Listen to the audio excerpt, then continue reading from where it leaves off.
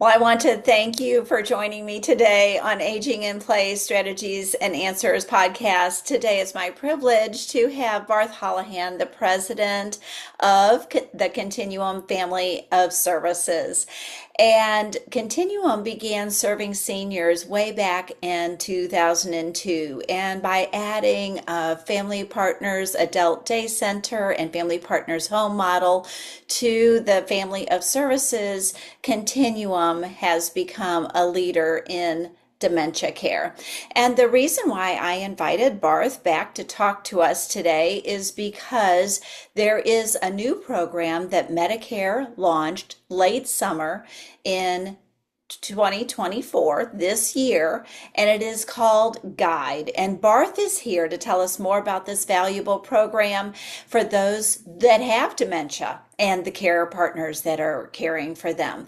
So if you are listening today, I feel really confident that you know someone or have someone or who has heard a care partner talking about their loved one with dementia.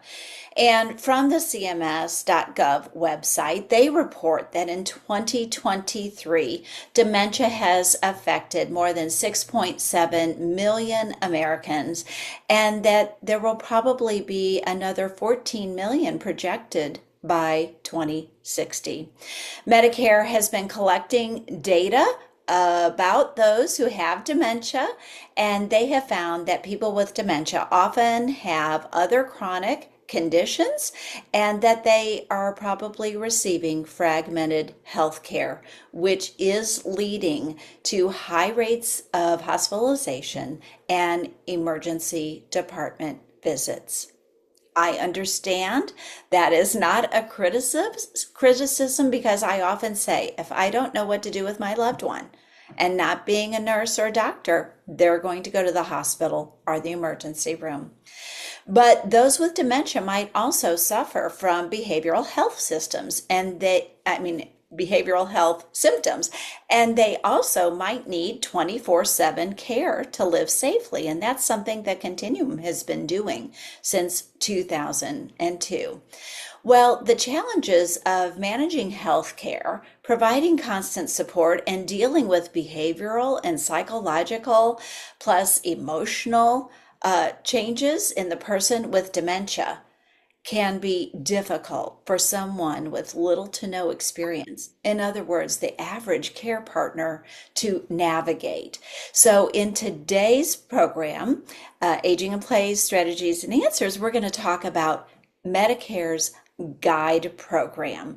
And this is for those with traditional Medicare. So let's listen. And Barth, I want to thank you for being with me today and sharing this valuable information about this program that Medicare launched. So can you share with us what the Guide program is and then who can benefit from this program?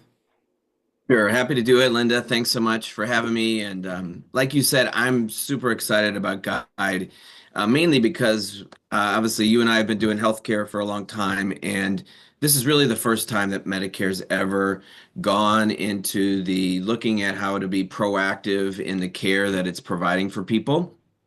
So the reason why Guide started is that CMS was looking at who used the most expensive parts of healthcare the most frequently. And as you said earlier, it tends to be individuals and their caregivers, the individuals who have dementia and their caregivers. And so what they wanted to do is to try to figure out how does this program work? How could we start to do more proactive care in the care delivery for people with dementia?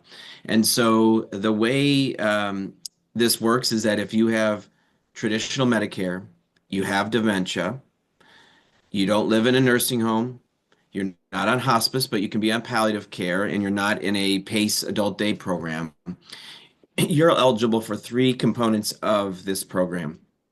It goes into medical services, which would be telehealth, care navigation, which is someone every month calling the caregiver and their loved one who's helping them, the person with dementia, and just seeing what resources and referrals they might need. And then it's also providing $2,500 towards respite care. Yes, so very specifically, a person who suffers from dementia and also has traditional Medicare. And so, those of you that have managed care, be aware that there is a care navigator available to you through your managed care program. And so, I would encourage you to reach out if you're hearing this podcast today. We just passed open enrollment. So, having an ability to change medical insurance back to traditional Medicare won't happen until next year again. But I just want those with Medicare Advantage not to feel left out in the cold because you've already got that built into your program. So, I was wondering if there's a cost to participate in the guide program because Medicare is an 80/20 unless you have a supplement. They pay 80%, you pay 20 unless you have a supplement. So my listeners are going to want to know what the costs are going to be to them. Yes, the nice thing about this is because it's a separate wing within Medicare, and it's just for this pilot. There's no copay, so it's 100% covered. So the telehealth visits that anybody participates in, the care navigation calls that helps families just give them more resources and referrals, and the $2,500 towards respite care, strictly go 100% to the person that is benefiting from this with no copay. Wonderful. And it sounds like a win, right? Because if we're getting fragmented healthcare and we're trying to figure out how to do things, it's nice to have those check-in phone calls. But I'm just wondering if some of my listeners are thinking, well, do I have to give up my neurology visits? Do I have to give up home health? Like what? There has to be some trick here, Barth, because Medicare doesn't ever give anything for nothing, right? This just doesn't Correct. happen. Okay. So let's be honest and share, are they going to have to give up other things that they already have? Yeah, this whole program started in July of this year, so July of 2024. Our experience has been that this has just been a wonderful program for people with dementia and their caregivers, and it allows everybody to keep their own doctors. So this program is not to replace what people already have. It's allowing them to add in addition to services that will help them, allow them to keep their loved one at home as long as possible, which is most people's desires. So, for instance, if you have Mr. and Mrs. Smith, and Mrs. Smith is the caregiver for Mr. Smith with dementia, if Mr. Smith is sick, the last thing Mrs. Smith wants to do is sit at the clinic for 3 hours with her husband with dementia Yes. or go to the ER. So what Yes. we're able to do is we're able to set up a doctor's visit for her through over the phone or through a Zoom call. We're able to diagnose and assist, and then we're reaching out to Mr. Smith's PCP and giving them the information, asking them if they would like to carry on with what we found or if they wanted us to do something like that. And so what we find is that a lot of doctors are busy, and so they will defer some of that to us. Say Mr. and Mrs. Smith wants to have her husband see a dermatologist because he has a weird mole on his arm or whatever the case might be. We're able to set up those specialty visits and do that remotely to give advice and counsel to then figure out and help Mrs. Smith figure out what the next steps might be. So again, we're not trying to replace the healthcare system that Mr. and Mrs. Smith have, but what we're able to do is allow them to get a lot of services at home, which then keeps them out of the hospital. It keeps them from having to go to the next level of care because they feel like they have a support system around them to be able to care for them as they're at home. Yes, and that's what I like to think about this as a wraparound healthcare system, one that isn't fragmented, that is communicating with their PCP, but also that the caregiver is not sitting at home with another stress on their plate wondering, do I go to the emergency room? And then, of course, you call your doctor's office and they say, well, if it's an emergency, call 911. And then you start juggling those balls in the air. Should I, shouldn't I, shouldn't I, shouldn't I? And then as soon as you get there and you're going to be there all day and you have a loved one, it just sounds like the worst idea ever. So having the ability to get into a geropsych doctor easily. Having somebody who's, running interference for you just sounds like another win for the care partner of someone who has dementia. And it might not be a full-time care partner. I think in our conversations that they could possibly be living in independent living and have Correct. this kind of program, and also assisted living. Yes. So they could be an individual home, you could be an independent living, you could also be an assisted living if you have a caregiver that's doing some roles for you in your assisted living facility, or if you're getting the services in your home, and then through the years, if you end up going to a higher level of care, you're able to continue those services where appropriate to that next level of care. So it really just is a service that is offered by Medicare. And if you're forgetful and you have traditional Medicare, it just is a benefit that you have to your disposal. Not that you have to use every aspect of this program. You don't have to use the telehealth if you don't want to. You don't have to use the respite benefit if you don't want to. But the nice thing is that those services are there and you have a team of people at your disposal to help you provide better care to your loved one. And it really just helps people live a lot longer in their environment of choice. And so Continuum started initially as a model to bring caregivers into the home. And over the years, and as many of you know, I still work for Continuum. I celebrated my 13th anniversary. But we find that caregivers, people who are taking care of those with dementia don't necessarily want another person in their home, which is why you started Family Partners to give respite to people. So you might have a caregiver a couple of days a week, but you also might be going to the adult day program because it's a totally different environment. But a lot of people don't understand what respite is. They know they need something, but they don't know the terminology. So can you share respite? And then let's Sure. talk a little bit more about the guide program and those, what they're able to offer. So the reason why a guide was started is to really, in my mind, is to come alongside the caregiver who's caring for the person with dementia. It's to give them respite and reprieve and support and ongoing guidance on how to care for their loved one with dementia. So the respite piece can be deployed in three different areas. It can be deployed in private duty home care. It can be deployed in adult day centers, and it can also be spent in a 24/7 retirement community respite program. So if someone's eligible for the guide program and they want to get private duty services in their home or adult day or in a facility, they're able to do so and spend that resource in those three areas. Wonderful. So having that break or needing that break is huge. And that's where this program can really help someone stay in there for the long haul with their loved ones. So that's Absolutely. great. And that $2,500, is that just a one time, or is that, when does that renew?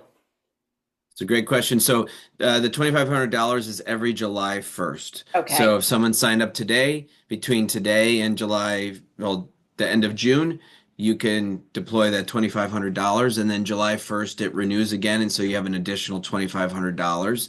And then there's no cap on the care navigation, and there's no cap on the medical services telehealth piece. Perfect. Now, we're in Missouri, right? So we know the program is available here because you're providing that under the Continuum brand. But is this a program also available in other states? Yes, it's actually in all 50 states. We're actually helping deploy Guide in all 50 states. Currently, we're in 36 states. By the end of the year, we'll be in 38 total. And then by the end of first quarter of 2025, we'll be in all 50 states. So this is something that we can deploy all over the country, that we're excited about helping people be able to get this benefit all over the country because it really is needed. And where we see the gaps is that there's a lot of gaps in the respite piece of this model currently. And so it'll be so nice for us to be able to provide that respite benefit to people all over the country because to me, the medical services piece and the respite piece are really the two bookends of the whole system that with both of those together, really help people stay independent in their homes. So then, how would someone who's listening today get connected to Guide? Yeah. So all they have to do is just go to our website. It's called guidedementiaprogram.com. And if they go to guidedementiaprogram.com, there's an area for, it's a secure site for people to put, in my example, if it's Mr. and Mrs. Smith, Mrs. Smith would put her name as the caregiver. She would put Mr. Smith's information in there, would put his Medicare number because we want to check and just make sure that he has traditional Medicare. And then they would put their contact information, and then we would check the Medicare number, reach out to Mrs. Smith, and then start the next steps needed to get Mr. Smith aligned for the guide program. Wonderful. And I know that when you're listening to podcasts, sometimes you're multitasking. So listeners, don't worry. I'm going to have this contact information, the website, and then how you can access that secure application referral form so that when you have someone that you want to refer, that you can do that easily. So don't worry about that. Barth, is this a 1 year program? Like we've just never, I don't know that I've seen anything like it. And since we just went through open enrollment, my thought process is, well, is this going to change next year? Is this something that's going to, is just popular this year? This is the new thing or what? What do we have a timeline on this program? No, the nice thing about it is it's not just a couple year program, it's actually a 10-year pilot. You'll hear people say it's an 8-year pilot, but what it is, it's 8 years for people to be able to sign up for Guide. And then they added an additional 2 years for people to receive the services on top of the 8 years. So in total, it's a 10-year program. And I really feel that, Medicare will see significant benefits for the proactive nature of this program. And so, the hope is that over the next 10 years, we'll learn a lot about caring for individuals with dementia and a holistic approach using, Medicare for that delivery as part of those services. And, the goal is hopefully CMS will see that benefit as well and will then continue some form of that program even after the 10 years. And so it rolled out late July. You already have people in the guide program, right? Correct. Yep. So, So oh, I was they just going started to ask rolling it out in July of 21, and then they're doing a second wave of providers rolling out in July of 2025. We partnered with a company called Empower Me. They have 1,000 clinics in 38 states that are deploying Guide through their facilities and their communities, and they asked us to help expand the network on the non-facility side of their model. And so that's what we're doing and will be doing in all 50 states is building the respite network and care navigation network to deploy Guide all over the country. And I know you've been busy rolling that out, but I'm just going to ask you now, would you mind coming back in a couple of months and updating us on some of the feedback that you've been getting about this guide program? Sure, happy to. Thanks so much for having me. You're welcome, and thanks for being with us today. Listeners, as always, join me again on Aging in Place Strategies and Answers, and thank you for the time you spend with me.